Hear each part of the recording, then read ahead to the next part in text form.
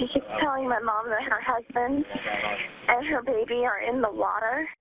A frantic call for help when a family is swept off the road by raging floodwaters. A woman is carried downstream while her husband and 3-year-old daughter cling to the roof of the family car.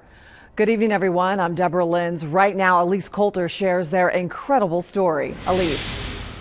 Deborah, the family was driving from Cincinnati to Springboro when their car hydroplaned and ended up in the high water. Now, after struggling to get out, the mother was swept downstream where she managed to get out of the water.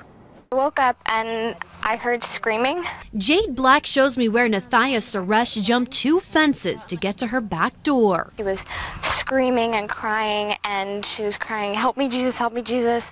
And then she was saying that her husband and her baby were in the water. She was swept away approximately 2 or 3 miles down the road where she was able to get out of the water. Officer Eric Ney was first on the scene off State Route 741 in CLEARCREEK Township. I stopped, put on my lights, and got out, and I heard a gentleman screaming way back in the woods. So he walked behind these trees 60 yards until he found Jade Suresh clenching onto a limb, barely standing on the roof of this car in his underwear after taking his pants and shirt off to wrap around his little girl to keep her warm as they fought the raging water. Said he was very weak. He'd been there for over an hour and didn't know how much longer he could hold on. When you hear something like that, it just kind of sounds unrealistic. But it was reality, and thanks to good Samaritans and a CLEARCREEK Township officer, the family was reunited. It was a good feeling getting them both together because they both feared the worst for the other parties. They persevered, and that this woman, in shock,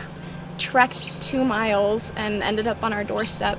For Jade, it was more than luck that brought Nathiya to her home, and it's something she'll never forget. People look at the news and they see tragedies happen every day, but it's so nice to be able to have like a happy ending.